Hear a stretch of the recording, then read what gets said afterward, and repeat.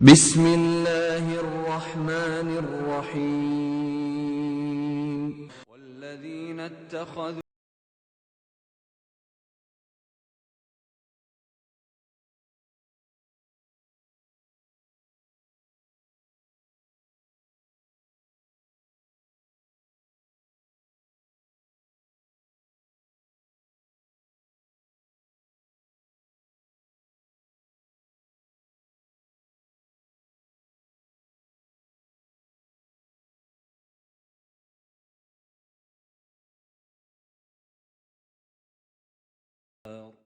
السلام عليكم ورحمة الله.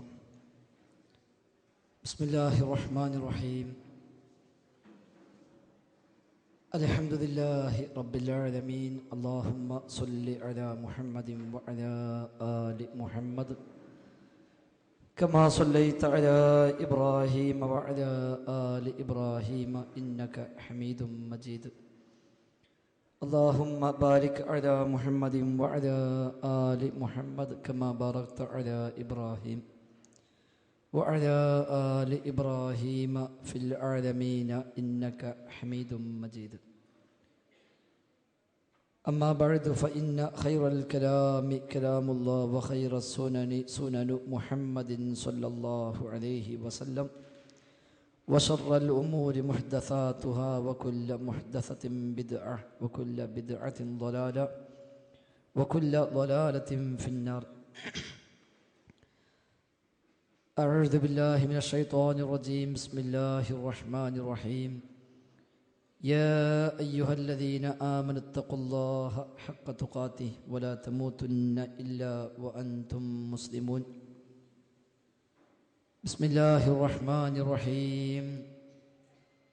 إياك نعبد وإياك نستعين اهدنا الصراط المستقيم صراط الذين أنعمت عليهم غير المغضوب عليهم ولا الضالين آمين. ബഹുമാന്യരായ രക്ഷിതാക്കളെ,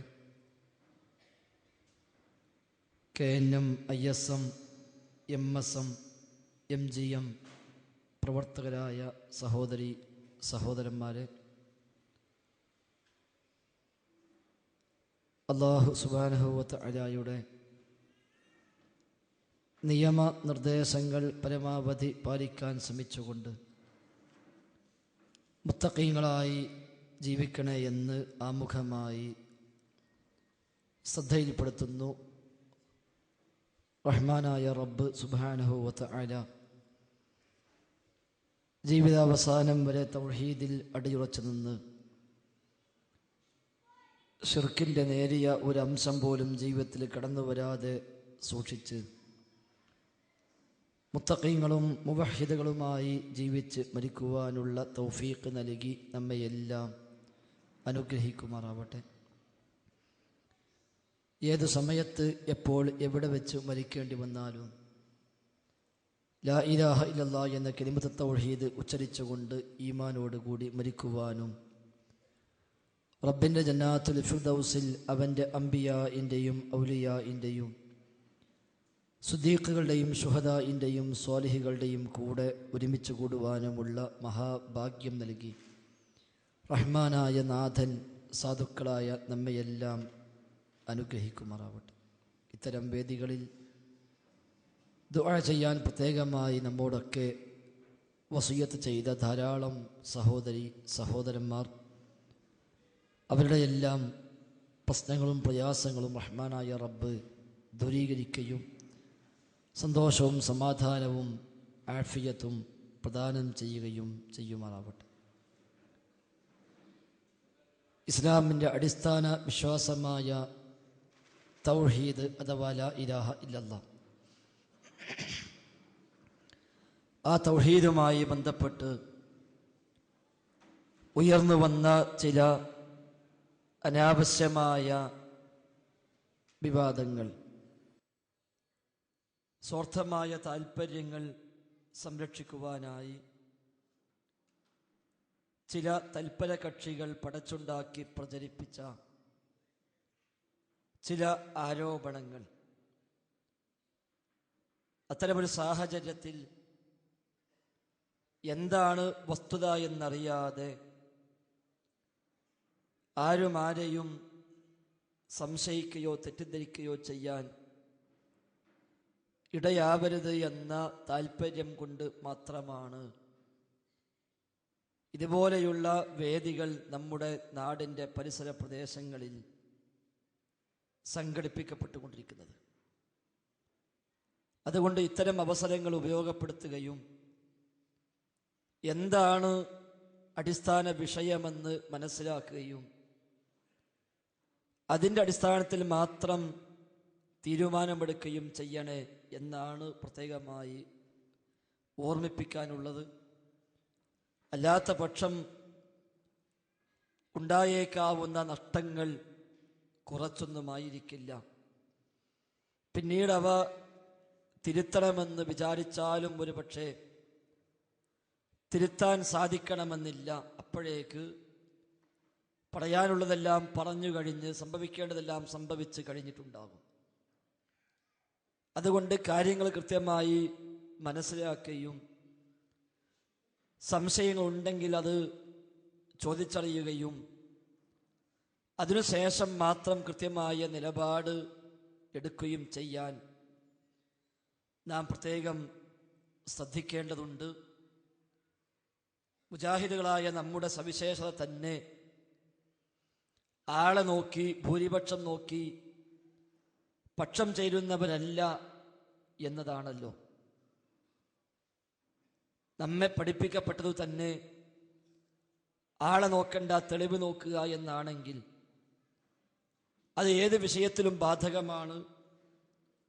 അതുകൊണ്ട് തെളിവുകൾ അന്വേഷിക്കുകയും ആ തെളിവിൻ്റെ പിൻബലം എവിടെയാണോ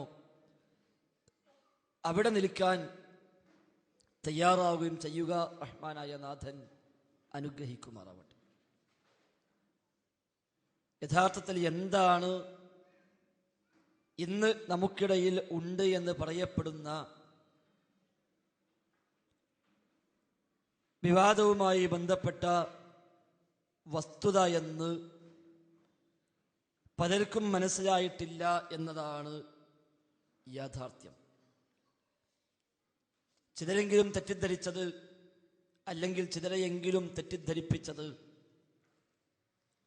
ഇത്രയും കാലം റബ്ബിനോട് തേടാവൂ എന്ന് ആയത്തുകളും ഹദീസുകളും ഉദ്ധരിച്ചുകൊണ്ട് പ്രസംഗിക്കുകയും പ്രചരിപ്പിക്കുകയും ചെയ്ത നമ്മിൽ പലരും ഇപ്പോൾ ജിന്നുകളോടും തേടിയാൽ കുഴപ്പമില്ല എന്ന് പറയുന്നിടത്തേക്ക് എത്തിയിട്ടുണ്ട് എന്ന പ്രചാരണങ്ങളാണ് ചിലരെങ്കിലും വിശ്വസിച്ചിരിക്കുന്നത്. ഒരു പ്രതിസന്ധി ഘട്ടത്തിൽ സഹായിക്കാൻ ആരുണ്ട് എന്ന ചോദ്യത്തിന് രണ്ടാമതൊന്ന് ആലോചിക്കാതെ എല്ലാ മുജാഹിദുകളും പറഞ്ഞ മറുപടി അല്ലാഹു മാത്രം എന്നായിരുന്നു. അദൃശ്യമായ കഴിവുകളും അറിവുകളും ഉള്ളവരാര് എന്ന ചോദ്യത്തിനും അല്ലാഹു മാത്രം എന്ന മറുപടിയായിരുന്നു എല്ലാവരും ഒരേ സ്വരത്തിൽ പ്രഖ്യാപിച്ചത്. അദൃശ്യമായി സഹായിക്കാനും ദോഷം വരുത്തുവാനും സാധിക്കുന്നവൻ, അല്ലെങ്കിൽ അഭൗതികമായി സഹായിക്കുവാനും ദോഷം വരുത്തുവാനും സാധിക്കുന്നവൻ, ദുആകൾ കേട്ട് ഉത്തരം ചെയ്യാൻ കഴിയുന്നവർ, വിപരീതഘട്ടങ്ങളിൽ സഹായിക്കാനാകുന്നവൻ ആര് എന്ന ചോദ്യത്തിന് മുജാഹിദുകൾക്ക് സംശയിക്കേണ്ടിയിരുന്നില്ല അല്ലാ എന്ന ഉത്തരം പറയാൻ. ഇന്ന് ആ ഉത്തരം പറയാൻ ചിലരെങ്കിലും മടിക്കുന്നുവെന്ന് ചിലരൊക്കെ പ്രചരിപ്പിച്ചപ്പോൾ അങ്ങനെയുണ്ടെങ്കിൽ അത് അപകടമാണല്ലോ എന്ന ചിന്തയാണ്, ആ ഒരു ആത്മാർത്ഥതയാണ് പലരെയും, പല പ്രഭാഷകരെയും പ്രബോധകന്മാരെയും സംശയിക്കാൻ, മാറ്റി നിർത്തുവാൻ ഇടയാക്കിയത് എന്നതാണ് വസ്തുത. യഥാർത്ഥത്തിൽ അദൃശ്യമായ സഹായവും അദൃശ്യമായ ദോഷവും ആരിൽ നിന്നാണ് ഉണ്ടാവുക എന്ന ചോദ്യത്തിന് ഇന്നും നമുക്ക് ആലോചിക്കാതെ മറുപടി പറയാം, റഹ്മാനായ റബ്ബിൽ നിന്ന് മാത്രം എന്ന്. പ്രതിസന്ധി ഘട്ടങ്ങളിൽ ചോദിക്കേണ്ടത് ആരോട്, തേടേണ്ടത് ആരോട്, പ്രാർത്ഥിക്കേണ്ടത് ആരോട് എന്ന ചോദ്യത്തിനും രണ്ടാമതൊരു ആലോചന ഇല്ല, റഹ്മാനായ നാഥനോട് മാത്രം. അല്ലാഹു അല്ലാത്തവരോട് സഹായം തേടിയാൽ അതിൻ്റെ വിധി എന്ത് എന്ന അന്വേഷണത്തിനും ഇയ്യാക നഅ്ബുദു വ ഇയ്യാക നസ്തഈൻ എന്ന് പഠിച്ച ഒരു മുജാഹിദുകാരന് സംശയമില്ല, അത് ശിർക്ക് തന്നെ എന്ന വിഷയത്തിൽ. ജിന്നിനോട് സഹായം തേടിയാൽ വിധി എന്ത്? സംശയമില്ല, ശിർക്ക് തന്നെ. മുഹീദ്ദീൻ ശൈഖിനോട് സഹായം തേടിയാൽ വിധി എന്ത്? ശിർക്ക് തന്നെ, സംശയിക്കാനില്ല. കാരണം ഇസ്ലാമിന്റെ അടിസ്ഥാന തത്വമാണല്ലോ ഇയ്യാക നഅ്ബുദു വ ഇയ്യാക നസ്തഈൻ. നാഥാ, നിന്നോട് മാത്രം തേടുന്നു, നിന്നെ മാത്രം ആരാധിക്കുന്നു. ഇത് പ്രഖ്യാപിച്ച നമുക്ക് പിന്നെ റബ്ബല്ലാത്തവരോട് തേട്ടം, റഹ്മാനായ നാഥന് പുറമെ മറ്റൊരു സൃഷ്ടിയോട്, മറ്റൊരു പടപ്പിനോടുള്ള തേട്ടം നമുക്ക് ആലോചിക്കാൻ പോലും ആവില്ല. അതുകൊണ്ട് അത് ശിർക്കാണോ അല്ലേ എന്ന ഒരു ചർച്ചയ്ക്ക് തന്നെ നമുക്കിടയിൽ പ്രസക്തി ഇല്ല. അത്തരമൊരു ചർച്ചയും ഉണ്ടായിട്ടില്ല എന്നതാണ് വസ്തുത.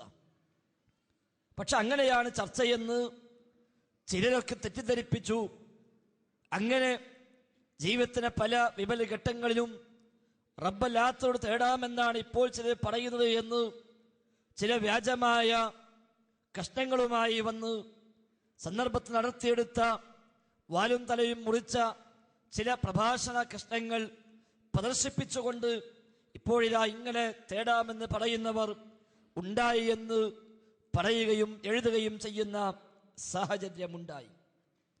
എന്തിനേറെ ഈ ആഴ്ചയിൽ ഏറ്റവും അവസാനമായി ഇറങ്ങിയ നമ്മുടെ വിചിന്തനം വാരികയിൽ ജിന്ന് ഭൗതികമല്ല അഭൗതികം തന്നെ എന്ന പേരിൽ ഉള്ള ലേഖനത്തിന്റെ 2ാമത്തെ ലക്കത്തിൽ ആ ലേഖനം ആരംഭിക്കുന്നത് തന്നെ ഇങ്ങനെയാണ്: ജിന്നുകളോട് അവരുടെ കഴിവിൽപ്പെട്ട കാര്യം ചോദിക്കുന്നതിന് വിരോധമില്ല എന്ന് പറയുന്നവർ അനുബന്ധമായി ചില ഉപാധികൾ കൂടി വെക്കുന്നതായി അറിയാൻ കഴിഞ്ഞു. ഇത് രണ്ടും ശുദ്ധ കളവാണ്. ഒന്നാമത്തെ വാചകത്തിൽ തന്നെ 2 കളവാണ്.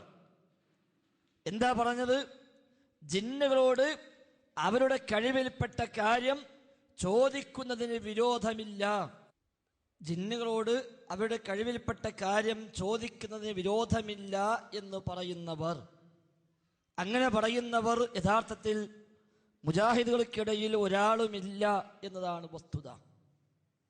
കഴിവപ്പെട്ടത് എന്നോ കഴിവപ്പെടാത്തത് എന്നോ ഉള്ള വ്യത്യാസമില്ലാതെ ജിന്നുകളോട് എന്ത് കാര്യത്തിൽ സഹായം ചോദിച്ചാലും അതെല്ലാം വിരോധം തന്നെ, വിരോധിക്കപ്പെട്ട കാര്യം തന്നെ എന്ന് സംശയമില്ലാതെ പ്രഖ്യാപിക്കുന്നവരാണ് ഓരോ മുജാഹിദുകാരനും. എന്നിട്ടും ഒരു ലേഖനം ആരംഭിച്ചു തന്നെ ജിന്നുകളോട് കഴിവിൽപ്പെട്ട കാര്യങ്ങൾ ചോദിക്കുന്നതിന് വിരോധമില്ല എന്ന് പറയുന്നവർ എന്നാണ്. അപ്പൊ അങ്ങനെ പറയുന്നവർ ഇല്ല ഇവിടെ. രണ്ടാമത്, അങ്ങനെ പറയുന്നവർ അതിന് അനുബന്ധമായി ചില ഉപാധികൾ കൂടി വെക്കുന്നതായി അറിയാൻ കഴിഞ്ഞു. പറയുന്നവരില്ല, ഉണ്ടെങ്കിലല്ലേ ഉപാധി വെക്കുക. ഉപാധിയോട് കൂടിയാണെങ്കിൽ ആ വിരോധമില്ലാത്തത് എന്ന് അറിയാൻ കഴിഞ്ഞു. ഇങ്ങനെ അറിയിച്ചു കൊടുക്കുന്ന ആളുകൾ പലയിടത്തുമുണ്ട്.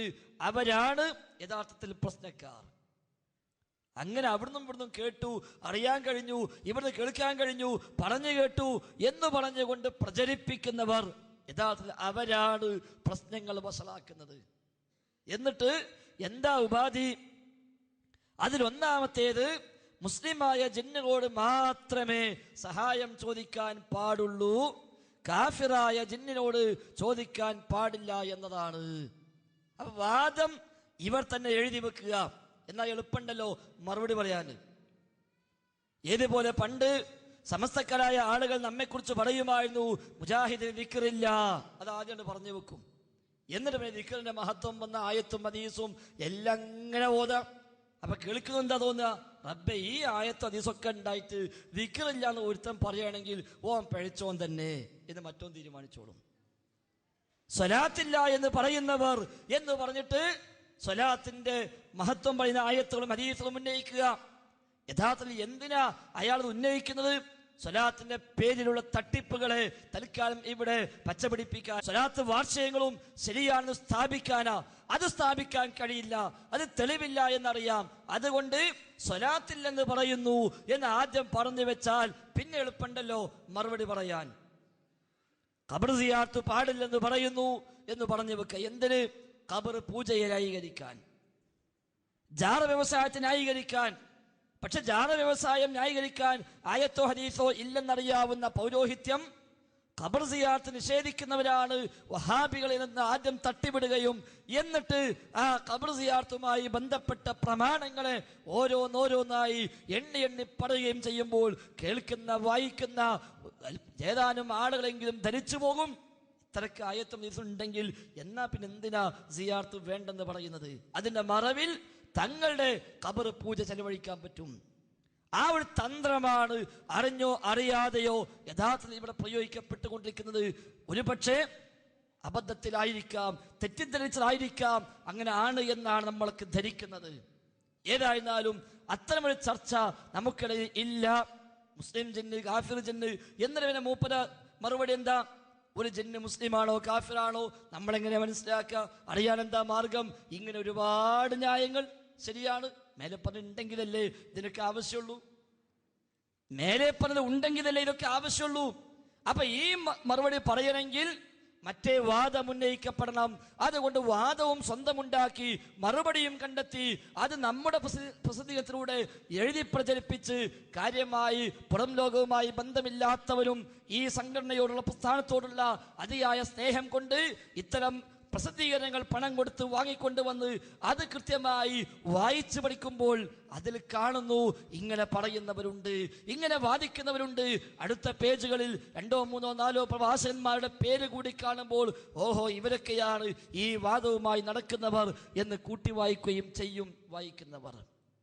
അതിനുള്ള ഒരു കുൽസിത ശ്രമം ഇവിടെ നടക്കുന്നുണ്ട്. അതുകൊണ്ട് ജിന്നുകളോട് തേടാമോ ഇല്ലേ ഒരു ചർച്ച തന്നെ നമുക്കിടയിൽ ഇല്ല. ജിന്നുമായുള്ള യാതൊരു ബന്ധവും. ഞങ്ങളിൽ സ്വാലിഹീങ്ങളുണ്ട്, ഞങ്ങളിൽ അല്ലാത്തവരുണ്ട്.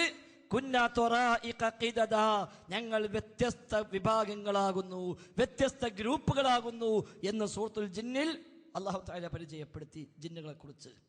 അതിന്റെ പരിഭാഷ നമ്മൾ അമാനി മൗലവിയുടെ പരിഭാഷ എടുത്തൊന്ന് വായിച്ചു നോക്കിയാൽ മതി, അപ്പൊ മനസ്സിലാവും എന്തൊക്കെ പറഞ്ഞു എന്നുള്ളത്. ഏതായിരുന്നാലും ഏതു ജിന്നാണെങ്കിലും നമ്മെ സംബന്ധിച്ച് ജിന്നുകളുമായുള്ള യാതൊരു ബന്ധവും നമുക്ക് അനുവദിക്കപ്പെട്ടിട്ടില്ല, ഒരു ഘട്ടത്തിലുമില്ല. അത് ഹാജറായാലുമില്ല, ഹാജറായില്ലെങ്കിലുമില്ല, അത് പുഴക്കടവിലുമില്ല, അത് കുളക്കടവിലുമില്ല, അത് കുറ്റിക്കാട്ടിലുമില്ല, അത് വിജനപ്രദേശത്തുമില്ല, ജനപ്രദേശത്തുമില്ല, എവിടെയുമില്ല.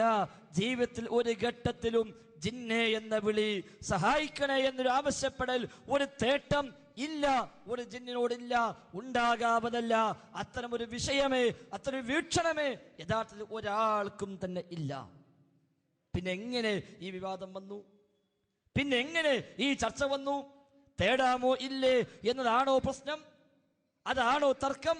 ഒരിക്കലും അത്തരം തർക്കമേ ഇല്ല. ഒരു മുജാഹിദുകാരൻ എങ്ങനെ തർക്കിക്കാൻ കഴിയും? ജിന്നിനോട് തേടാൻ പറ്റുമോ ഇല്ലേ എന്നൊരു വിഷയത്തിൽ ഒരു തർക്കത്തിന് നമുക്ക് വകുപ്പുണ്ടോ? കാരണം പ്രാർത്ഥനയും ഇസ്തിഗാസയും റഹ്മാനായ നാഥന്റെ മുമ്പിൽ സമർപ്പിക്കാവൂ എന്ന് ഇന്നാട്ടിലെ സമസ്തക്കാരായ കുബൂരികളായ ആളുകൾക്ക് മുമ്പിൽ അതിശക്തമായി പ്രബോധനം ചെയ്തവരല്ലേ നമ്മളൊക്കെ? ആ നാഥനോട് തേടുവെന്ന്, നാഥനോട് പ്രാർത്ഥിക്കുവെന്ന് കൃത്യമായി പ്രഖ്യാപിച്ചതിന്റെ പേരിലല്ലേ നമ്മിൽ പലർക്കും നാടും വീടും കുടുംബവുമെല്ലാം ഒഴിവാക്കി മാറി നിൽക്കേണ്ടി വന്നത്? അത് പ്രഖ്യാപിച്ചതിനല്ലേ നമ്മിൽ പലർക്കും അധികാരങ്ങളും സ്വാധീനങ്ങളും സമ്പത്തുകളുമെല്ലാം കിട്ടാമായിരുന്ന ഒരുപാട് വഴികൾ നമുക്ക് മുമ്പിൽ അടഞ്ഞത്? അത് പ്രഖ്യാപിച്ചതിന്റെ പേരിലല്ലേ നമ്മോട് അങ്ങേയറ്റം സ്നേഹവും ബന്ധവും കാത്തു സൂക്ഷിച്ചിരുന്ന പല ആളുകളും ആ ബന്ധങ്ങളെല്ലാം വിച്ഛേദിച്ചത്?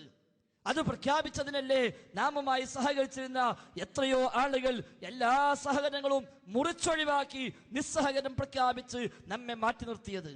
അത് പ്രഖ്യാപിച്ചതിനല്ലേ പല മുജാഹിദുകൾക്കും ജീവൻ പോലും ബലി കൊടുക്കേണ്ടി വന്നത്, നഷ്ടപ്പെടുത്തേണ്ടി വന്നത്? അത് പ്രഖ്യാപിച്ചതിനല്ലേ പല മയ്യത്തുകളും മറമാടപ്പെടാതെ ദിവസങ്ങളോളം അതുമായി അങ്ങോട്ടും ഇങ്ങോട്ടും നടക്കുന്ന സാഹചര്യമുണ്ടായത്? അത് പ്രഖ്യാപിച്ചതിനല്ലേ പലർക്കും മഹലിൽ ബഹിഷ്കരണം ഏർപ്പെടുത്തപ്പെട്ടത്? അതെല്ലാം കഴിഞ്ഞ് അവസാനം സുരക്ഷിതമായി നാട്ടിൽ സ്വസ്ഥമായി ജീവിക്കാവുന്ന സാഹചര്യം ഉണ്ടായപ്പോൾ റബ്ബല്ലാത്തവരോടും തേടിയ വിരോധമില്ലെന്ന്, അതൊരു ജിന്നാണെങ്കിൽ കുഴപ്പമുള്ള കാര്യമല്ലെന്ന് ഈ പറയപ്പെട്ട മുജാഹിദ് പറയുമെന്ന് പറഞ്ഞാൽ അത് വിശ്വസിക്കാൻ മാത്രം നമ്മൾ ഒരിക്കലും അധപതിക്കാൻ പാടില്ല. അതുകൊണ്ട് അത്തരമൊരു ചർച്ച ഇവിടെ ഇല്ല. പിന്നെ എന്തുകൊണ്ട് ഈ വിവാദം വന്നു? സ്വാഭാവികമായി നമ്മൾ അറിഞ്ഞിരിക്കേണ്ടത്, സംഘടനാ സംവിധാനം എല്ലാ എതിർപ്പുകളും തരണം ചെയ്തുകൊണ്ട് ഇന്ന് സ്വീകാര്യത ലഭിക്കുന്ന സാഹചര്യത്തിലേക്ക് അത് വളർന്നു വന്നപ്പോൾ, അധികാരങ്ങളും സ്ഥാനങ്ങളും സ്ഥാപനങ്ങളും ധാരാളമായ സൗകര്യങ്ങളുമെല്ലാം ഉണ്ടായി വന്നപ്പോൾ, ഇതൊക്കെ ഇനി തങ്ങൾ ഉദ്ദേശിക്കുന്ന തലത്തിലേക്കൊന്ന് കൊണ്ടുപോയാൽ തരക്കേടില്ല എന്ന് വിചാരിച്ചിരുന്ന ചില ആളുകൾ മുമ്പേ ഇതിനുള്ളിൽ ഉണ്ടായിരുന്നു. അത്തരം ചില ആളുകളെ 2002 ഈ പ്രസ്ഥാനത്തിൽ നമുക്ക് മാറ്റി നിർത്തേണ്ടി വന്നു. 2002 മുതൽ 2012 വരെയുള്ള 10 കൊല്ലക്കാലം അവർ നാട് നീളെ ശക്തമായ പ്രചാരണ പ്രവർത്തനവുമായി ഇറങ്ങാൻ ശ്രമിച്ചുവെങ്കിലും അവർക്കതിനായില്ല. ഈ കഴിഞ്ഞ 10 കൊല്ലം ആ ശബാബുകാർ, ആ മടവൂരികൾ, അവരുടെ ആദർശ പ്രബോധന ചരിത്രം നമ്മൾ പരിശോധിച്ചാൽ ഈ 10 കൊല്ലം കേരളം മൊത്തം അവർ ദഅവത്തിന്റെ പേരിൽ സംഘടിപ്പിച്ച ഏതൊക്കെ പരിപാടിയുണ്ടോ ആ പരിപാടികളെല്ലാം പരിശോധിച്ചാൽ അവിടെയെല്ലാം പ്രസംഗിച്ചത് 4-5 വ്യക്തികൾ. അവരാണ് കേരളം മൊത്തം പ്രസംഗിച്ചത്. മറ്റൊരാളെ നമ്മൾ കണ്ടിട്ടില്ല. അതിനു മുമ്പ് നമ്മുടെ നാടുകളിൽ തൗഹീദ് പറയാനും സുന്നത്ത് പ്രചരിപ്പിക്കാനും ബിദ്അത്തിനും ശിർക്കിനുമെതിരെ പോരാടുവാനുമായി പ്രസംഗിച്ചിരുന്ന ചില പ്രഭാഷകന്മാർ, സന്ദർഭവശാൽ അവരോടൊപ്പം കൂടിപ്പോയവർ, അവരെ പോലും കാര്യമായി നമ്മൾ പിന്നെ പ്രബോധന വേദികളിൽ കണ്ടില്ല. പക്ഷേ ഒരു 4-5 ആളുകൾ, ഒരു കരിമ്പിലാക്കൽ സ്വദേശിയും ഒരു ചെമ്മാട്ടുകാരനും ഒരു മുറയൂരുകാരനും ഇടവണ്ണ സുല്ലമിയും, ഇങ്ങനെ ഒരു 4-5 ആളുകളാണ് ഈ 10 കൊല്ലം ദഅവത്തിന്റെ പേരിൽ അവർ വല്ലതും സംഘടിപ്പിച്ചിട്ടുണ്ടെങ്കിൽ അവിടെയെല്ലാം സംസാരിച്ച വിഷയമോ ജിന്നും സിഹിറും ശൈത്താനും മാരണവും മാത്രം, വേറെ ഒന്നും പറഞ്ഞിട്ടില്ല. ഈ 10 കൊല്ലം പോലെ വഅലെന്താ? ഇത് മാത്രമാ, അല്ലാതൊന്നുമില്ല. എന്നിട്ട് നമ്മുടെ പല പ്രഭാഷകന്മാരുടെയും പ്രഭാഷണങ്ങളിൽ നിന്ന് ചില ഭാഗങ്ങൾ അടർത്തിയെടുത്ത് ക്ലിപ്പുകളാക്കി, സീഡികളാക്കി അത് കൊണ്ടുവന്ന് പ്രദർശിപ്പിച്ച് നമ്മളെല്ലാം ശിർക്കിലേക്ക് പോയി എന്ന് അവർ വ്യാപകമായി പ്രചരിപ്പിക്കാൻ ശ്രമിച്ചു. AP വിഭാഗം സുന്നികളുടെ ഔദ്യോഗിക പ്രസിദ്ധീകരണമായ അൽ ഇർഫാദ് മാസികയിൽ ഇടവണ്ണ സുല്ലമി അഭിമുഖം പോലും നൽകി. ആ അഭിമുഖത്തിലും അയാൾ പറഞ്ഞു, മൗലവി വിഭാഗം മുസ്ലിക്കായി പോയി, അവർ ശിർക്കിലേക്ക് പോയി എന്ന ആശയം ഇടവണ്ണ സുല്ലമി അൽ ഇർഫാദ് മാസികയിൽ പോലും പറഞ്ഞു. മൗലവി വിഭാഗം എന്ന് പറഞ്ഞാൽ AP അബ്ദുൽ ഖാദർ മൗലവി നേതൃത്വം കൊടുക്കുന്ന വിഭാഗം. അവർ ശിർക്കിലേക്ക് പോയി എന്ന് കാന്തപുരം സുന്നികളുടെ പ്രസിദ്ധീകരണത്തിൽ പോലും അഭിമുഖം നൽകി. അവർ 10 കൊല്ലം ഇതുമായി നടന്നെങ്കിലും കാര്യമായ സ്വാധീനമുണ്ടാക്കാൻ കഴിഞ്ഞില്ലെന്ന് മാത്രമല്ല, കൂടെയുള്ളവര് പോലും കൂടൊഴിഞ്ഞ് ഇങ്ങോട്ട് വഴിമാറിയതാണ് നമ്മുടെ കേരളത്തിന്റെ ഇസ്ലാഹി ചരിത്രത്തിൽ നമുക്ക് കാണാൻ സാധിക്കുക. എത്ര മനുഷ്യന്മാർ അവിടുന്ന് ഇങ്ങോട്ട് പോന്നു. പണ്ഡിതന്മാരും അല്ലാത്തവരുമായ ധാരാളം ആളുകൾ ഇങ്ങോട്ട് വന്നു. എന്തുകൊണ്ട്? തൗഹീദിന് വേണ്ടിയുള്ള അതിശക്തമായ നമ്മുടെ ഈ ഒരു പടയോട്ടത്തിൽ ഇതാണ് ശരിയായ ആദർശം എന്ന് മനസ്സിലാക്കി ഇങ്ങോട്ട് വന്നു. എത്ര സംവാദങ്ങൾ ഈ 10 കൊല്ലത്തിലേക്ക് നടന്നു. 2004 തുടങ്ങിയ മണ്ണാർക്കാട് സംവാദം മുതൽ അതിനു മുമ്പ് കൊട്ടപ്പുറത്തോടുകൂടി തൽക്കാലം ഒരു വിരാമമായിരുന്ന ആ സംവാദങ്ങളുടെ ഒരു ചരിത്രം 1940കളിൽ ആരംഭിച്ച ചാലിയം സംവാദവും പുളിക്കൽ സംവാദവും താനാളൂർ സംവാദവും കൊടിയത്തൂർ സംവാദവും പൂഞ്ഞൂർ സംവാദവും അടക്കമുള്ള നമ്മളൊക്കെ വായിച്ചു കേട്ട് മാത്രം പരിചയമുണ്ടായിരുന്ന ആ സംവാദങ്ങൾ കൊട്ടപ്പുറം സംവാദത്തോടു കൂടി പിന്നെ ഒരു ഇടവേള നമുക്ക് ആ രംഗത്തെ സംവാദ വേദിയിൽ ഉണ്ടായെങ്കിലും പിന്നീട് മണ്ണാർക്കാട് സംവാദം മുതൽ രണ്ടാമത് സംവാദങ്ങളുടെ കാലമായി മാറി.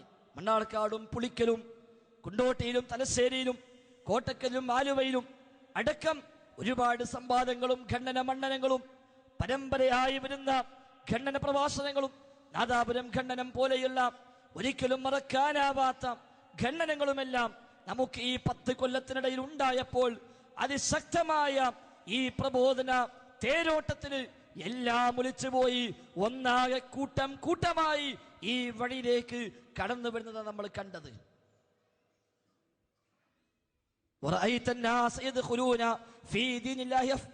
എന്ന് അന്ന് അല്ലാഹു തആല പ്രഖ്യാപിച്ചുവെങ്കിൽ ആ ഒരു ആയത്തിനെ സ്മരിപ്പിക്കും വിധമായിരുന്നുവല്ലോ ഈ കാലയളവിൽ ആളുകളുടെ കുത്തൊഴുക്ക്. എത്രയെത്ര പണ്ഡിതന്മാരും പ്രഭാഷകന്മാരും പ്രബോധകന്മാരും എല്ലാം നമ്മുടെ പ്രസ്ഥാന വേദിയിലേക്ക് മാറി വന്നു.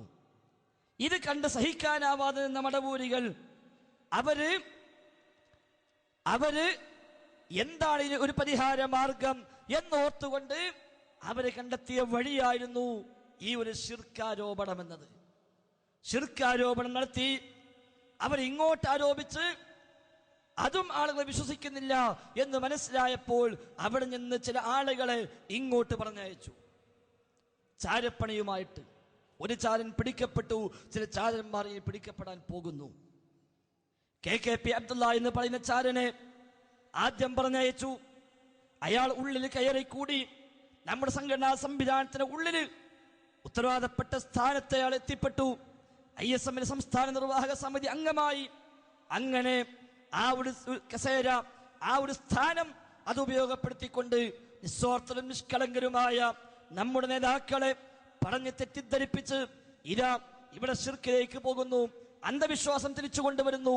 ഇപ്പോൾ ജിന്നിന്റെ പിന്നാലെയാണ്, ഇപ്പോൾ സിഹറിന്റെ പിന്നാലെയാണ്, ഇപ്പോൾ കണ്ണേറിന്റെ പിന്നാലെയാണ്, ജിന്നുബാധയുണ്ട് എന്നാ പ്രസംഗിക്കുന്നത്, ഇത് പ്രബോധന വിഷയമാക്കി മാറ്റിയിരിക്കുന്നു എന്ന് പറഞ്ഞുകൊണ്ട് അവർക്ക് നാം മറുപടി നൽകിയ ചില സീഡികൾ അത് കണ്ടെത്തി നമ്മുടെ നേതാക്കളെ വീട് തോറും കയറി ഇറങ്ങി നിസ്വാർത്ഥരായ നിഷ്കളങ്കരായ ആത്മാർത്ഥരായ വളഞ്ഞ വഴികൾ അറിയാത്ത നമ്മുടെ നേതാക്കന്മാരെ തെറ്റിദ്ധരിപ്പിച്ച് അവരെ കൊണ്ട് വിശ്വസിപ്പിച്ചു. യുവാക്കളെ പേടിക്കണം, ചെറുപ്പക്കാരെ പേടിക്കണം, അവരെല്ലാം റൂട്ട് തെറ്റിപ്പോകുന്നു എന്ന് തെറ്റിദ്ധരിപ്പിച്ചു വിശ്വസിപ്പിച്ചു അവരെ കൊണ്ട്. അവസാനം നിലമ്പൂരിൽ നടന്ന ആദർശ വിശദീകരണ യോഗത്തിന് KJUവിന്റെ സെക്രട്ടറി ബഹുമാന്യനായ M. മുഹമ്മദ് മദനി അദ്ദേഹം തുറന്നു പ്രഖ്യാപിച്ചു KKP അബ്ദുള്ള ചാരനാണ് എന്ന്. പിടിക്കപ്പെട്ടപ്പോൾ ചാരന് മനസ്സിലായി ഇനി ഇവിടെ നിൽക്കാൻ കഴിയില്ല. തൽക്കാലം അയാള് ആ ഡ്യൂട്ടി മറ്റു ചിലരെ ഏൽപ്പിച്ചുകൊണ്ട് തൽക്കാലം തന്റെ തറവാട്ടിലേക്ക് തിരിച്ചുപോയി. ഇന്ന് മടവൂരി വേദികളിൽ ആ KKP പ്രസംഗിച്ചു കൊണ്ടിരിക്കുന്നു. മടവൂരി പള്ളികളിൽ ആ KKP ഖുതുബ നിർവഹിച്ചു കൊണ്ടിരിക്കുന്നു. മടവൂരി പേജുകളിൽ ആ KKP എഴുതിക്കൊണ്ടിരിക്കുന്നു. പക്ഷെ KKPക്കറിയാം തൽക്കാലം ഞാൻ പിന്മാറിപ്പോന്നെങ്കിലും എന്റെ ദൗത്യം അവിടെ നിർവഹിക്കപ്പെട്ടുകൊണ്ടിരിക്കുന്നുണ്ട്, അത് തുടർന്നുകൊണ്ടിരിക്കുന്നു. അത് തിരിച്ചറിയാൻ കഴിയാതെ, അല്ലെങ്കിൽ തിരിച്ചറിയേണ്ടവർ തന്നെ അവിടെ സംരക്ഷകരായി മാറിയപ്പോഴാണ് നമ്മുടെ ഔദ്യോഗികമായ പേജുകളിൽ പോലും ഈ ആരോപണം കുത്തിനിറച്ച് പ്രചരിപ്പിക്കുന്ന സാഹചര്യമുണ്ടായത്. അതിനൊരു മറയായി എവിടുന്നോ കണ്ടെത്തിയ ഒരു ദുർബല ഹദീസ്, ആ ഹദീസും തൽക്കാലം വലിച്ചിട്ടു എന്ന് മാത്രം. അല്ലാതെ ഒരു ദുർബല ഹദീസ് നമ്മളാരും ചർച്ചയാക്കിയിട്ടില്ല. ചിലർ ചോദിക്കും, മൗലവി എന്തായിരുന്നാലും ഹദീസ് ദഈഫല്ലേ, പിന്നെ എന്തിനാ നമുക്ക് ഹദീസ്, നമുക്കെന്തിനാ യാ ഇബാദല്ലാ, നമുക്ക് യാ അല്ലാ പോലെ എന്ന് ചോദിക്കും. യാ അല്ലാ മതി എന്ന് ബോധ്യപ്പെട്ടപ്പോഴാണല്ലോ നമ്മളൊക്കെ മുജാഹിദായത്. ഇബാദുള്ള വേണ്ട എന്നും സഹായം തേടപ്പെടാൻ അല്ലാ മതി എന്നും മനസ്സിലായി. യാ അല്ലാ എന്നെ വിളിക്കൂ, ഒരു അടിമയെയും വിളിക്കില്ല എന്ന പ്രഖ്യാപനത്തിന് തയ്യാറായപ്പോഴാണല്ലോ നമ്മളൊക്കെ മുജാഹിദായി മാറിയത്. എന്നിട്ട് ഏതോരുത്തം പറഞ്ഞു കൊടുത്തത് വിശ്വസിച്ചിട്ട് നമ്മോട് ചോദിക്കുക, യാ ഇബാദല്ലയിലെ ഇബാദങ്ങ് വെട്ടിയിട്ട് യാ അല്ലാ എന്നാക്കിയാൽ പ്രശ്നം തീരില്ലേ എന്ന ആ ഇബാദിനെ നമ്മളെന്നോ വെട്ടിയിട്ടുണ്ട്. ആ ഇബാദിനെ എന്നോ വെട്ടിയിട്ടുണ്ട്, എന്നോ യാ അല്ലാ എന്നാക്കി മാറ്റിയിട്ടുണ്ട്. അല്ലാ എന്ന വിളിയെ നമ്മുടെ നാവിൽ നിന്ന് വരൂ, അതേ വന്നിട്ടുള്ളൂ, അതേ വരികയുള്ളൂ. ജീവൻ പോയാൽ പോലും, തലയങ്ങ് അറുത്ത് മാറ്റിയാൽ പോലും യാ അല്ലാ എന്നല്ലാത്തൊരു വിളി ഇല്ല, ഒരു മുജാഹിദുകാരൻ വിളിക്കൂല. പിന്നെ എന്തേ ഈ ഹദീസ്, പിന്നെ എന്തിനാ ദഈഫായ ഹദീസ്? ചോദിച്ച് അവസാനം വിചിന്തനം വാരികയിൽ ഒരു മനുഷ്യൻ ചോദിക്കുകയുണ്ടായി, അല്ലാഹുവിന്റെ റസൂലോ സഹാബത്തോ ദഈഫായ ഹദീസ് കൊണ്ട് അമൽ ചെയ്തിട്ടുണ്ടോ? കേൾക്കുന്നതൊന്നും വലിയ ചോദ്യമാണ്.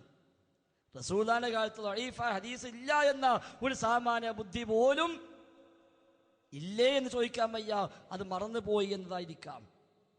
ദഈഫായ ഹദീസ് കൊണ്ട് റസൂൽ അമൽ ചെയ്തേക്കണമെന്നാ. ഇപ്പൊ സ്വഹാബിയുടെ ഹദീസും കൊണ്ട് വരാൻ നബിനടുത്തേക്ക് റസൂൽ പറയാ, എടാ ഇതിപ്പോ സ്വഹിയാണോ അല്ല എനിക്ക് ഉറപ്പില്ല, ഇതിൽ അൽബാനിയെ പോയി കണ്ടോക്ക്. അപ്പൊ അൽബാനി നോക്കാ റസൂലെ അത് ദഈഫാട്ടാ, എന്നാ ശരി ഒഴിവാക്കിക്കാള്. ഇങ്ങനെ ഉണ്ടാവോ കൂട്ടരെ? ഹദീസ് എന്ന് പറഞ്ഞ റസൂൽ പറഞ്ഞ വാക്കല്ലേ, സ്വഹാബത്ത് കേട്ട വാക്കല്ലേ. അന്ന് പിന്നെ എവിടുന്നാ ദഈഫ്? പിൽക്കാലത്ത് റസൂൽ പറയാത്തത് പറഞ്ഞുവെന്ന് പ്രചരിപ്പിക്കപ്പെട്ടപ്പോഴല്ലേ മൗലു ഉണ്ടായത്.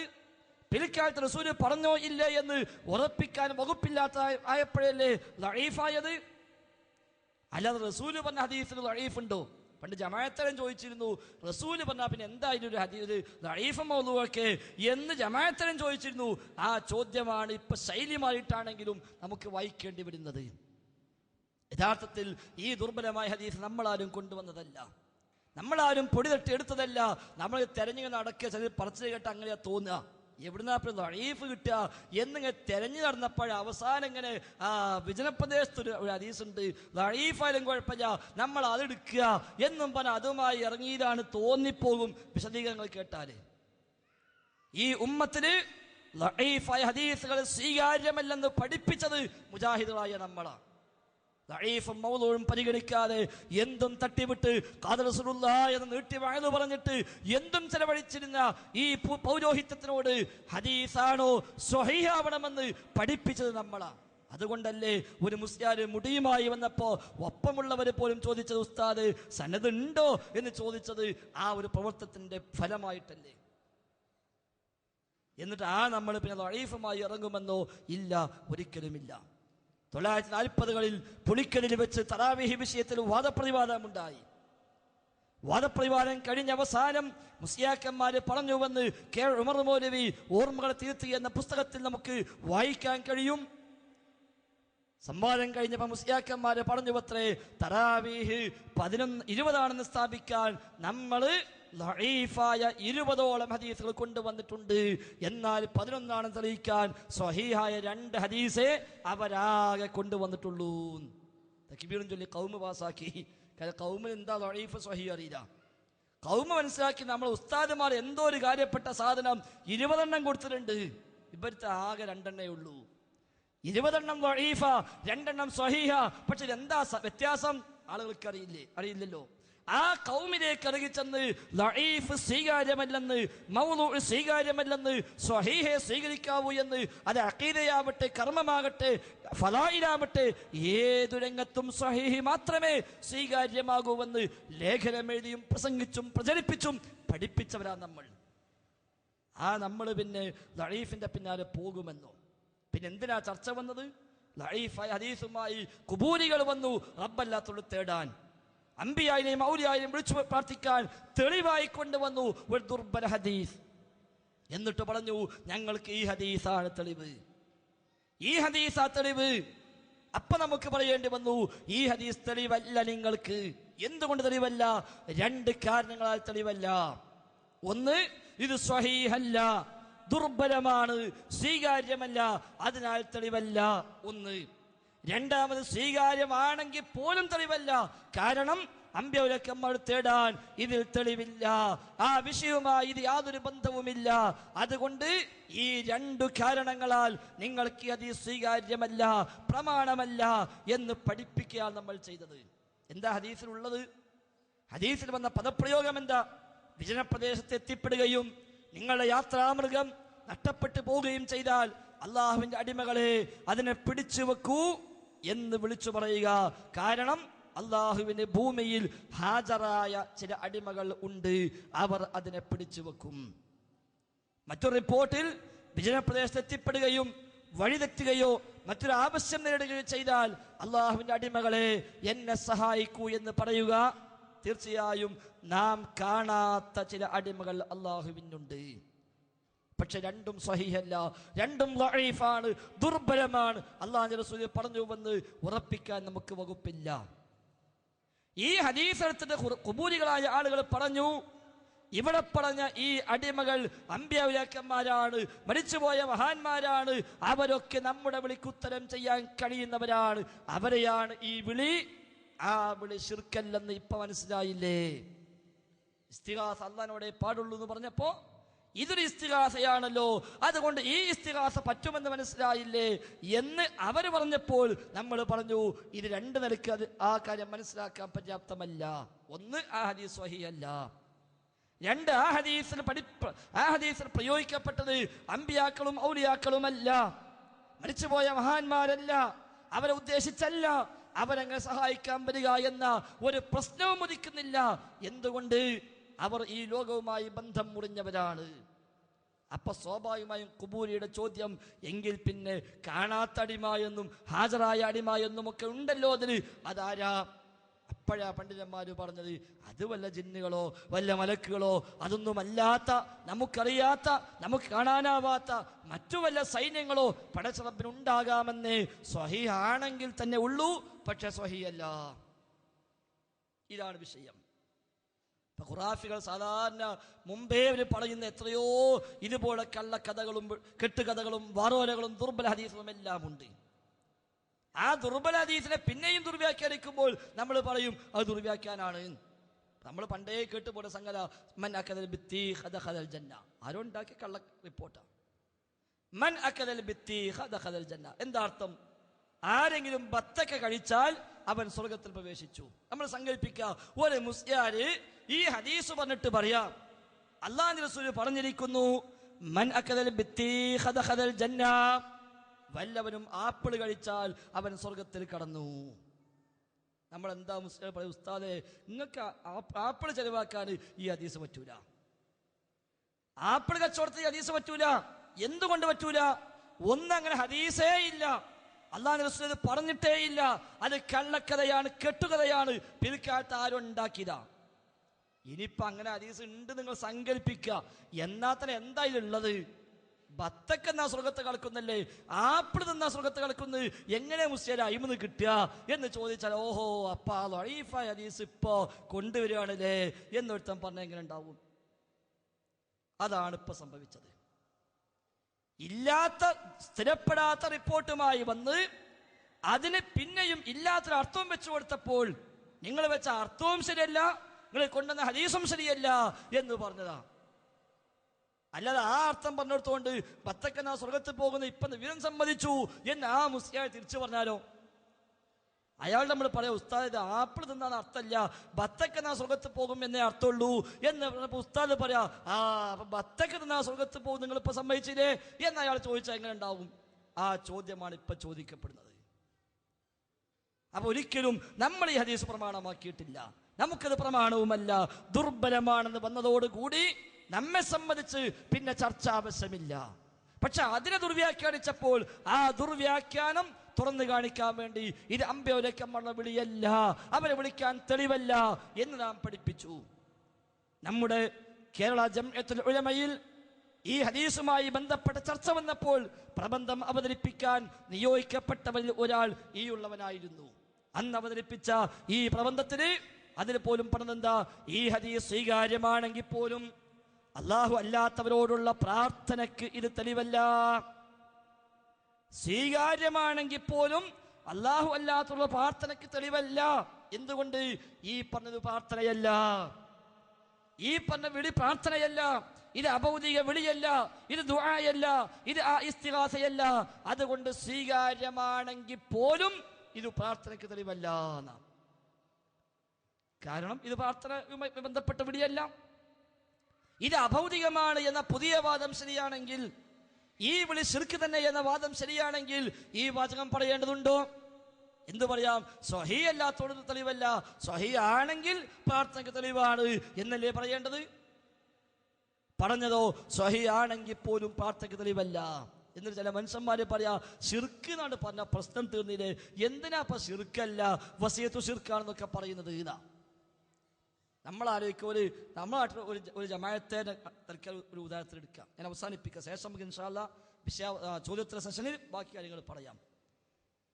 ജമാഅത്തുകാരന് ഒരു 3 മാസത്തെ ക്യാമ്പയിൻ പ്രഖ്യാപിച്ചു എന്ന് സങ്കല്പിക്കാം, മദ്യപാനത്തിനെതിരെ. അങ്ങനെ ആ ക്യാമ്പയിനുമായി ബന്ധപ്പെട്ട് സംഘടിപ്പിച്ച വിശദീകരണ യോഗങ്ങളിലെല്ലാം ജമാഅത്തുകാരൻ പ്രസംഗിച്ചു മദ്യപാനം ശിർക്കാകുന്നു. എന്നിട്ട് ആയത്ത് മോദി ഇന്ന ശിർക ലദുൽമുൻ അലീം, ഇങ്ങനത്തെ കുറെ ആയത്തോണ്ട് ഓതിയിട്ട് മദ്യപാനം ശിർക്കാകുന്നു എന്ന് പറഞ്ഞ് ശിർക്കിന്റെ എല്ലാ അപകടവും പറഞ്ഞ് ഇയാൾ പ്രസംഗിച്ചാൽ സ്വാഭാവികത കേൾക്കുന്ന ഒരു മുജാഹിദാൻ എന്ത് പറയും? ഓനപ്പുറത്ത് സ്റ്റേജ് കെട്ടി പറയും മദ്യപാനം ശിർക്കല്ല, അത് ഹറാമാണ്, ശിർക്ക് എന്ന് പറയാൻ പാടില്ല. അപ്പൊ ജമാഅത്തരും പറയാ, ചങ്ങായി ഞാൻ ശിർക്ക് എന്ന് പ്രസംഗിച്ചതുകൊണ്ട് വലിയൊരു കാര്യമുണ്ട്. ഇപ്പൊ അതിന്റെ ഗൗരവം കുറക്കാൻ വേണ്ടി ഹറാം എന്തിനാ ചാക്കണത്? ശിർക്ക് എന്നാണ് പറഞ്ഞാൽ എനിക്ക് എന്താ നഷ്ടമുള്ളത്? ഇത് ശിർക്ക് എന്ന് പറഞ്ഞാൽ എന്താ നഷ്ടമുള്ളത്? ഈ ശിർക്കാന്ന് പറഞ്ഞുകൊണ്ട് എത്രയോ കള്ളശാപ്പ് കൂട്ടാൻ പോവുക, എത്രയോ മനുഷ്യന്മാരെ കുടി നിർത്താൻ പോവുക. അതുകൊണ്ട് അതിന്റെ ഗൗരവം കുറക്കാൻ വേണ്ടി ശിർക്കല്ല എന്ന് നീ പറയല്ല, ഹറാമാണ് എന്ന് നീ പറയല്ല, ശിർക്ക് എന്നാണ് പറയ് എന്ന പ്രശ്നം അവസാനിക്കും എന്ന് പറഞ്ഞാൽ ജമാഅത്തുകാരൻ ദീൻ മാറ്റണ പോലെ നമുക്ക് ദീന് മാറ്റാൻ പറ്റുമോ? ശിർക്കല്ലാത്ത ശിർക്കല്ല എന്ന് പറയേണ്ടി വരും, ശിർക്കായത് ശിർക്കാണ് എന്ന് പറയേണ്ടി വരും, വസീലയായത് വസീലയാണെന്ന് പറയേണ്ടി വരും, കറാഹത്തായത് കറാഹത്താണെന്നും അനുവദനീയമായത് അനുവദനീയമാണെന്നും പറയേണ്ടി വരും. മതം റബ്ബിൻ്റെതാണ്, നിയമം പറയേണ്ടത് അള്ളയാണ്. അവൻ പറഞ്ഞ നിയമങ്ങളെ നമുക്ക് പറയാൻ അനുവാദമുള്ളൂ. അതുകൊണ്ട് ശിർക്ക് ഏതെല്ലാം ഉണ്ടോ അതെല്ലാം ശിർക്ക് തന്നെ, സംശയം നമുക്കില്ല. അള്ളാഹുവിനോട് മാത്രം തേടേണ്ട സഹായം എന്ന ആയത്തിലൂടെ പഠിപ്പിക്കപ്പെട്ട സഹായാർത്ഥന, ആ സഹായാർത്ഥന ഒരു ജിന്നിനോട് നിർവഹിച്ചാൽ ശിർക്കു തന്നെ, ശിർക്കു തന്നെ, ശിർക്കു തന്നെ, സംശയിക്കാൻ വകുപ്പില്ല. ഇനി അതൊന്നുമല്ലാത്ത, ആ പ്രാർത്ഥനയൊന്നുമല്ലാത്ത, ആ സഹായത്തേട്ടമൊന്നുമല്ലാത്ത ഒരു കേവല വിളി, ഒരു കേവലമായ ഒരു സഹായം ആവശ്യപ്പെടുക എന്നൊരു വകുപ്പ് സങ്കല്പിച്ചുണ്ടാക്കി വല്ലോരും ചെയ്താലോ, പ്രാർത്ഥന ഇല്ലാതെ ന്യായം പറഞ്ഞാലോ, പ്രാർത്ഥന അല്ലാത്ത വല്ല ചോദ്യവും എവിടെങ്കിലും ഉണ്ടെങ്കിൽ ആ ചോദ്യം പോലും പാടില്ലാത്തതാണ്, അതും വിരോധിക്കപ്പെട്ട കാര്യമാണ്, അതും നിഷിദ്ധമാണ്, അതും ഹറാമാണ് എന്നാ പഠിപ്പിക്കുന്നത്. അല്ലാതെ ഇത് എവിടെയെങ്കിലും കുടുങ്ങിയ സമയത്തെങ്കിലും വിളിക്കാമെന്ന് പറയാനല്ല. അതുകൊണ്ട് അത്തരം കുപ്രചാരണങ്ങളെ നമ്മൾ തിരിച്ചറിയുക. നമ്മെ സംബന്ധിച്ച് ജീവിതത്തിൽ അഭൗതികമായ സഹായാർത്ഥനകൾ റഹ്മാനായ റബ്ബിനോട് മാത്രം, ഒരു പടപ്പിനോടുമില്ല, ഒരു പടപ്പിനോടുമില്ല. ഭൗതികമായി പരസ്പരമുള്ള സഹായം ആവശ്യപ്പെടലുകൾ അത് മനുഷ്യരോട് മാത്രം, അനുവദിക്കപ്പെട്ട വഴികളിൽ മാത്രം, അല്ലാത്തൊരു വഴികളിലും നമുക്കൊന്നുമില്ല. ചുരുക്കത്തിൽ ജീവിതത്തിൽ ഒരു ഘട്ടത്തിലും ജിന്നെ എന്ന വിളി നമുക്കില്ല എന്ന കാര്യം തീർച്ചയാണ്. അത് ആര് എവിടെ പറഞ്ഞാലും. അതാ ഞാൻ വന്ന് 10 കൊല്ലം മടവൂരികൾ പറഞ്ഞ ആ ഒരു ആശയം, അൽ ഇർഫാൻ മാസികയിൽ അഭിമുഖം കൊടുത്ത ആശയം. അവിടെ അഭിമുഖം കൊടുത്തത് CP ഉമർ സുല്ലമിയാണ്, അബ്ദുസലാം സുല്ലമിയല്ല. സലാം സുല്ലമി കൊടുത്തത് സെൻസിംഗ് മാസികയില. നേരത്തെ പറഞ്ഞപ്പോൾ ചെറിയ ഒരു അബദ്ധം പറ്റിപ്പോയി. ഈ അഭിമുഖത്തിലൂടെയും അല്ലാതെയുമെല്ലാം അവർ പ്രചരിപ്പിച്ച ആശയം, അത് ഇവിടെ ചിലർ വിശ്വസിക്കുകയും ഇവരെ വിശ്വസിപ്പിക്കുകയും അത് ഏറ്റെടുക്കുകയും അങ്ങനെ ചെറുപ്പക്കാരെയെല്ലാം പേടിക്കണമെന്ന ധാരണ ഉണ്ടാക്കിയെടുക്കുകയും ചെയ്ത് ചില തൽപര കക്ഷികൾ, ദഅ്വാരംഗത്ത് ശക്തമായി സജീവമായി പ്രവർത്തിച്ച MSM ISM പോലുള്ള നമ്മുടെ സംവിധാനങ്ങളെ ഒന്നാകെ തുരങ്കം വെക്കാനാണ് ശ്രമിക്കുന്നത്. നമ്മൾ ആലോചിക്കേണ്ട വിഷയം, ഏകദേശം സമ്മേളനം കഴിഞ്ഞ ഉടനെ നമ്മുടെ എല്ലാം ശാഖയിലേക്ക് ഒരു സർക്കുലർ വന്നു. എന്താ സർക്കുലർ? ഒരു ക്യാമ്പയിൻ പ്രഖ്യാപിച്ചിട്ടുണ്ട് ജനുവരി മുതൽ ജൂൺ വരെ. അതുകൊണ്ട് ഈ 6 മാസ കാലയളവിൽ MSM ഓ ISM ഓ MGM ഓ സ്വതന്ത്രമായി ഒന്നും ചെയ്യാൻ പാടില്ല. ക്യാമ്പയിനുമായി ബന്ധപ്പെട്ട് KNM നിർദ്ദേശിക്കുന്ന പ്രവർത്തനങ്ങളെ ആകാവൂ, അല്ലാത്ത ഒറ്റയ്ക്കുള്ള സ്വതന്ത്രമായ ഒരു പ്രവർത്തനവും പാടില്ല എന്നൊരു സർക്കുലർ ആദ്യം. അവിടുന്ന് ഒരു 10 ദിവസം കഴിഞ്ഞപ്പോഴാണ് തോന്നുന്നത് അടുത്തൊരു അറിയിപ്പ് MSM ഉം ISM ഉം പിരിച്ചുവിട്ടു. അപ്പൊ പിന്നെ എന്തിനാ മറ്റേ സർക്കുലർ അയച്ചത്? അവിടുന്ന് കുറച്ച് ദിവസം കഴിഞ്ഞപ്പോൾ നമ്മൾ വായിച്ചു ഒരു പുതിയ കമ്മിറ്റി ഉണ്ടാക്കി, അഡ്ഹോക് കമ്മിറ്റി ഉണ്ടാക്കി. അപ്പോൾ അന്ന് വന്ന സർക്കുലർ ആർക്കാ ബാധകം? MSM ഉം ISM ഉം ജൂൺ വരെയുള്ള കാലഘട്ടത്തിൽ സ്വതന്ത്രമായി ഒന്നും ചെയ്യാൻ പാടില്ല എന്ന സർക്കുലർ ആർക്കാ ബാധകം? അഡ്ഹോക് കമ്മിറ്റിക്ക്. പിന്നെ എങ്ങനെ ആ അഡ്ഹോക് കമ്മിറ്റി പ്രോഫ്കോൺ പ്രഖ്യാപിക്കാം? പ്രോഫ്കോൺ എന്ന സംവിധാനം 17 കൊല്ലമായി വ്യവസ്ഥാപിതമായി നടന്നു വരുന്നു. മാർച്ച് മാസത്തെ 2ാമത്തെ വെള്ളിയും 2ാം ശനിയും 2ാം ഞായറും കൂട്ടി ആ വെള്ളി ശനി ഞായർ ദിവസങ്ങളിലാണ് ഈ പ്രോഫ്കോൺ സ്ഥിരമായി നടക്കാറുള്ളത്. ആ ഡേറ്റ് എന്നും ഒരേ ഡേറ്റ് പ്രഖ്യാപിച്ചതാണ്. മാർച്ചിലെ 2ാം ശനിയാഴ്ച വരുന്ന ആ ഒരാഴ്ചയിൽ അന്നത്തെ വെള്ളി ശനി ഞായർ അതാ പ്രോഫ്കോൺ എല്ലാ കാലത്തും ക്യാമ്പസിൽ അങ്ങനെ ഒരു ഡേറ്റ് ആദ്യം പ്രഖ്യാപിക്കപ്പെട്ടത് കൊണ്ട് ക്യാമ്പസ് വിദ്യാർത്ഥികൾക്ക് അന്ന് തൽക്കാലം മറ്റൊന്നും ഏൽക്കാതെ മാറ്റിവെക്കാൻ കഴിയും.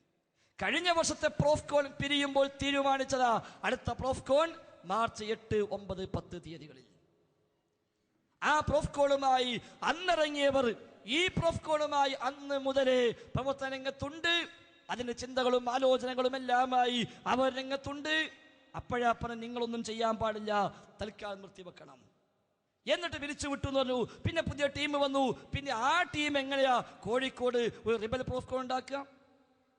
എന്നിട്ട് ചോദിക്കുക, കണ്ടോ അവിടെ ഒന്ന് പ്രഖ്യാപിച്ചപ്പോൾ ബദല് മലപ്പുറത്ത് വേറൊന്ന് പ്രഖ്യാപിച്ചില്ലേ, ഇത് വാശിയല്ലേ എന്നാ.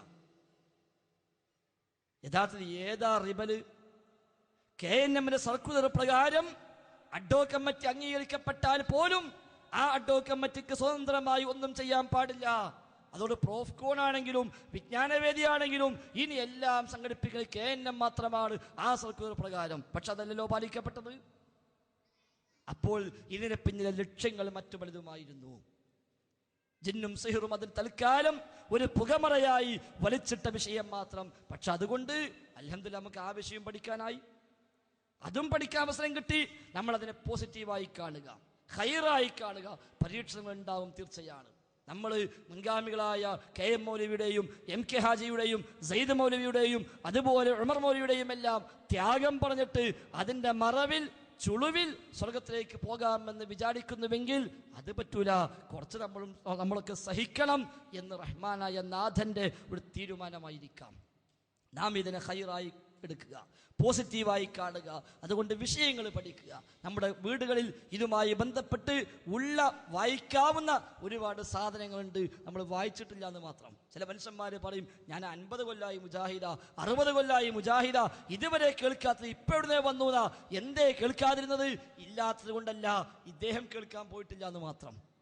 പ്രസംഗം കേൾക്കാൻ പോകുന്ന, ക്യാമ്പിൽ പങ്കെടുക്കുന്ന, പുസ്തകം വായിക്കുന്ന, CD കേൾക്കുന്ന ആളുകളെല്ലാം വിഷയം പഠിച്ചു.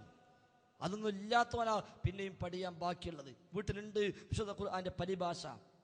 സൂറത്തുൽ ഹിജ്റിന്റെ അവസാനത്തിൽ ബഹുമാന്യനായ മുഹമ്മദ് അമാനി മൗലവി റഹിമഹുല്ലാഹ് എഴുതിയ ജിന്നും ശൈത്വാനും എന്ന വ്യാഖ്യാനക്കുറിപ്പുണ്ട്.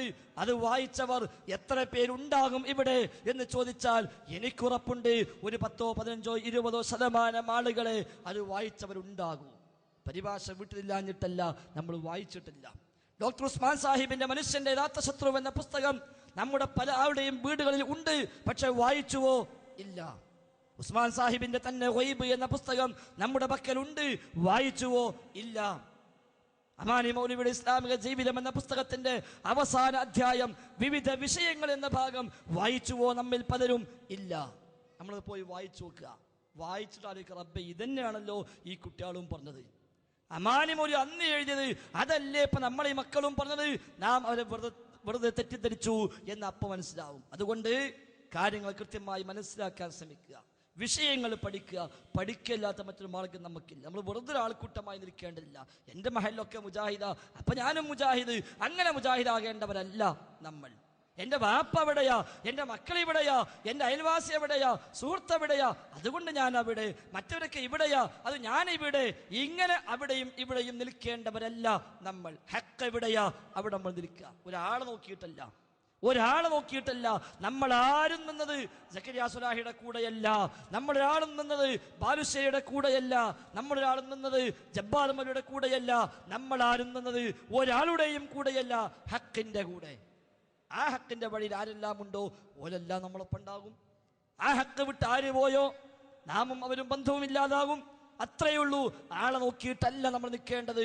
എന്തു പറയുന്നു, എന്ത് തെളിവ് പറയുന്നു എന്ന് നോക്കി ആ തെളിവടിസ്ഥാനമാക്കി മാത്രം നമ്മൾ നിലപാടെടുക്കുക, കാര്യങ്ങൾ ഗ്രഹിക്കുക, സത്യാസത്യം വേർതിരിച്ച് മനസ്സിലാക്കുക. അല്ലാഹു തആല അനുഗ്രഹിക്കുമാറാവട്ടെ. ഇൻഷാ അല്ലാഹ് ഒരുപാട് കാര്യങ്ങൾ പറയേണ്ടതുണ്ട്. അത് ഇൻഷാ അല്ലാഹ് സാന്ദർഭികമായി ചോദ്യങ്ങൾ വരുമ്പോൾ അതുമായി ബന്ധപ്പെട്ട വിശദീകരണങ്ങളിൽ നമുക്കത് വിശദീകരിക്കാം എന്ന് സൂചിപ്പിക്കുന്നു. അതുകൊണ്ട് ഒരു ദീനിയായ സദസ്സായി മനസ്സിലാക്കി, ദീനു പഠിക്കാൻ അവസരമായി മനസ്സിലാക്കി നമുക്ക് പഠിക്കണമെന്ന ചിന്തയിൽ നിങ്ങൾ സംശയങ്ങൾ ഉന്നയിക്കുക. ഉന്നയിക്കപ്പെടുന്ന ഏതു സംശയത്തിനും മറുപടി പറയാൻ കഴിയുമെന്ന അവകാശവാദമൊന്നും ഇല്ല.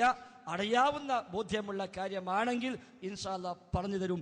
ഇല്ലെങ്കിൽ ചർച്ച ചെയ്ത് സൈഫർ സാദിഖ് പോലും ഇവിടെ ഉണ്ട്, അതുപോലെ മറ്റു പലരും ഇവിടെ വേദിയിലുണ്ട്. അവരുമായൊക്കെ കൂടി ആലോചിച്ച് പറയാനാകുമെങ്കിൽ പറയും, ഇല്ലെങ്കിൽ അറിയില്ല എന്ന് പറയും. അതുകൊണ്ട് അറിയാവുന്ന കാര്യങ്ങളാണെങ്കിൽ അത് ഇൻഷാ അല്ലാഹ് വിശദീകരിക്കാം. ആ ഒരു നസീഹത്തോടു കൂടി മാത്രം, ആ ഒരു താല്പര്യത്തിൽ മാത്രം നാം ഈ വേദിയെ കാണുക. അല്ലാതെ പറയാനും ജയിക്കാനും തർക്കിക്കാനും തോൽപ്പിക്കാനുമുള്ള വേദിയായി നമ്മൾ കാണേണ്ടതില്ല. അത്തരമൊരു ശൈലി നാം ആരും ആഗ്രഹിക്കുന്നുമില്ല എന്ന് കൂടി ഓർമ്മിപ്പിച്ചുകൊണ്ട് നിർത്തുന്നു. അള്ളാഹു അവൻ്റെ ദീന് ശരിയാം വിധം മനസ്സിലാക്കി ഹക്ക് ഉൾക്കൊണ്ട് ആ ഹക്കിൻ്റെ വഴിയിൽ ഉറച്ചു നിൽക്കാനുള്ള തൗഫീഖ് നൽകി നമ്മയെല്ലാം അനുഗ്രഹിക്കുമാറാവട്ടെ. അസ്സലാമു അലൈക്കും വറഹ്മത്തുള്ളാഹി. സഹോദരങ്ങളെ, പ്രാർത്ഥന, ഇസ്തിഗാസ, സംശയങ്ങൾക്കുള്ള മറുപടിയാണ് ഇനി ഇവിടെ നടക്കാൻ പോകുന്നത്.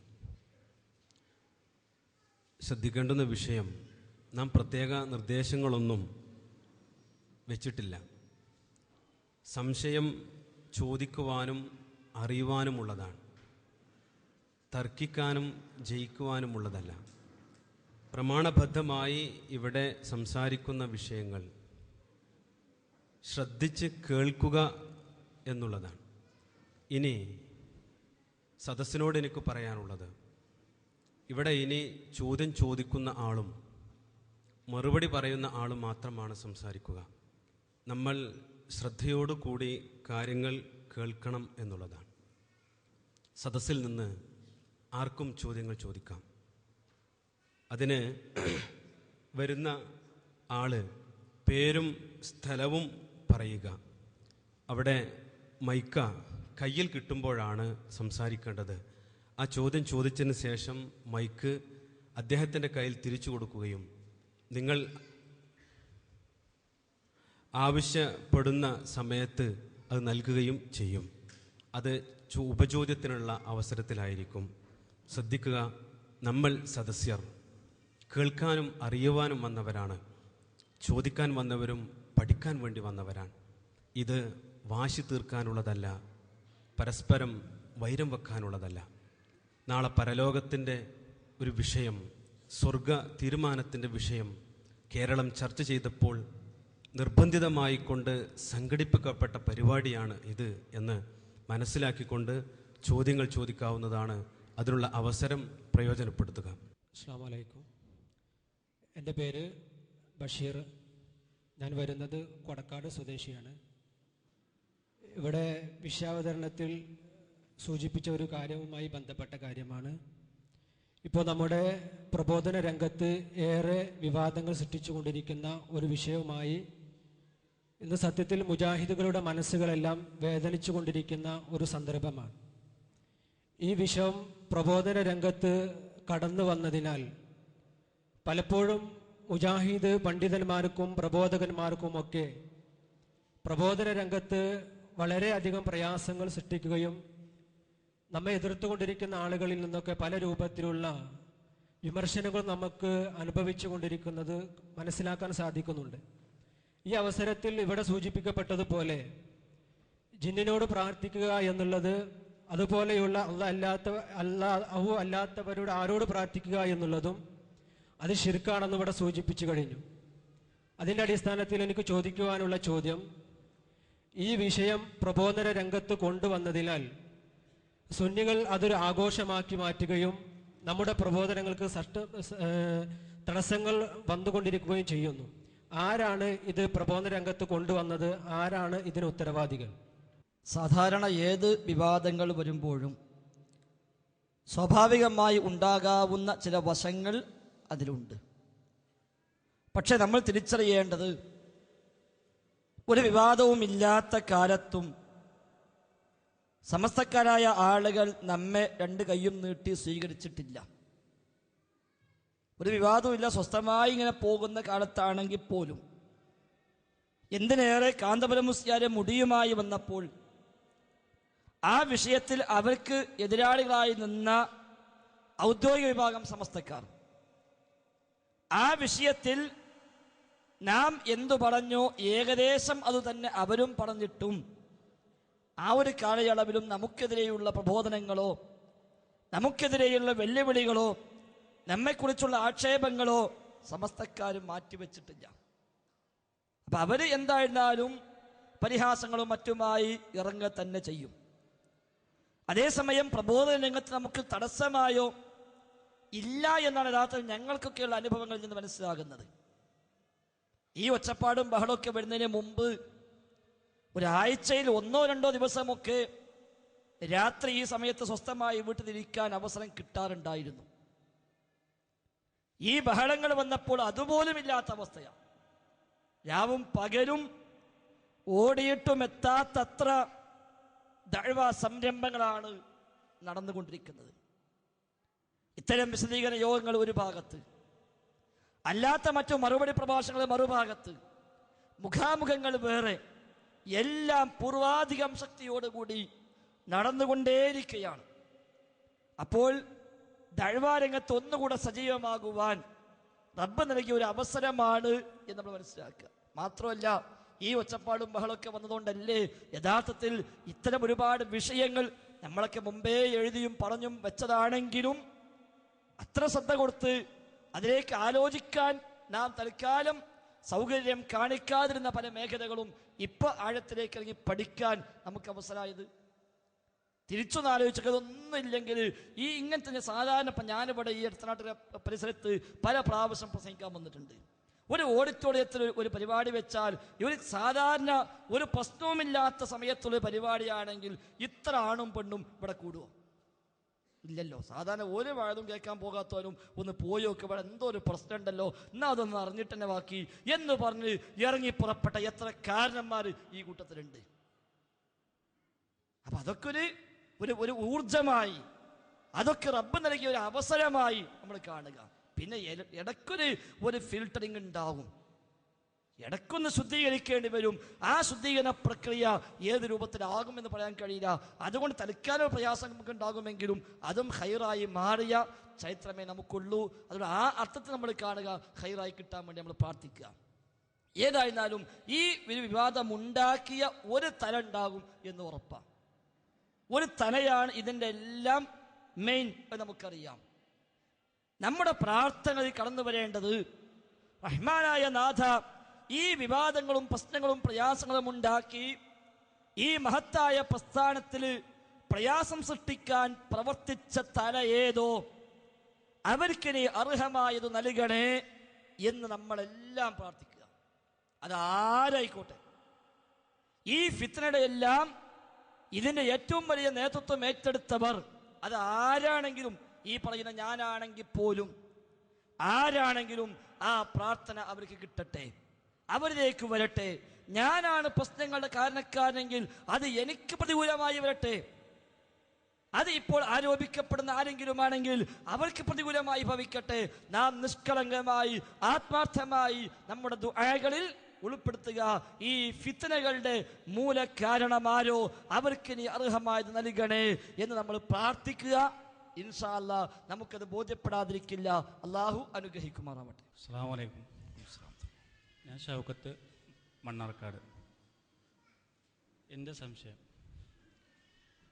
അതായത് സിഹിർ ബാധിക്കുമെന്ന്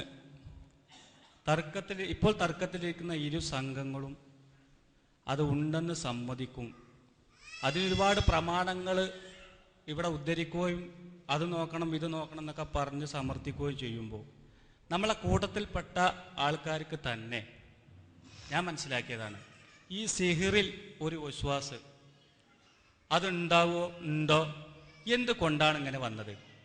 അത് കറക്റ്റായിട്ട് പഠിപ്പിക്കാത്തത് കൊണ്ടല്ലേ? ആദ്യം മുതലേ നമ്മളെ പണ്ഡിതന്മാർക്ക് പറ്റിയ അബദ്ധമാണോ ഇത്? സിഹിറുമായി ബന്ധപ്പെട്ട് തള്ളാനാവില്ലെങ്കിലും കൊള്ളാൻ കുറച്ച് പ്രയാസമുള്ള ആളുകൾ കുറച്ചൊക്കെ ബാക്കിയുണ്ട്. യഥാർത്ഥത്തിൽ ആദ്യമേ പഠിപ്പിക്കപ്പെട്ടിട്ടുണ്ട്, പക്ഷേ പലരും പഠിച്ചിട്ടില്ല എന്നതാണ് വസ്തുത.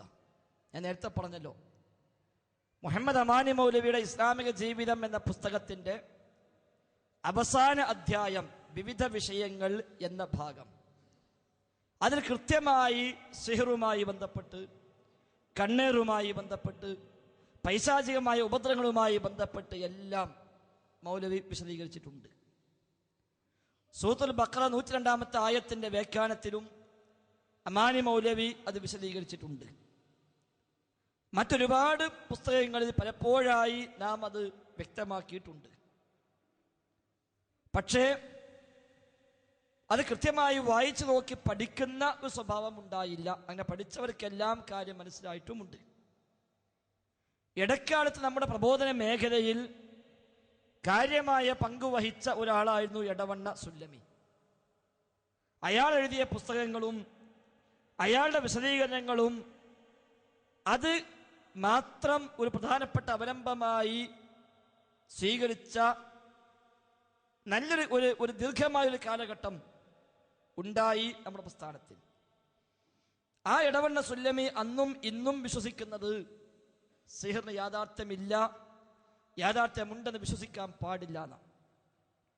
കാരണം അയാൾ മനസ്സിലാക്കിയത് അദൃശ്യ വഴികളിൽ സഹായിക്കാൻ റബ്ബിന് മാത്രമാണല്ലോ കഴിയുക. അഭൗതികമായ മാർഗത്തിൽ സഹായിക്കാൻ റബ്ബിന് മാത്രമാണല്ലോ സാധിക്കുക.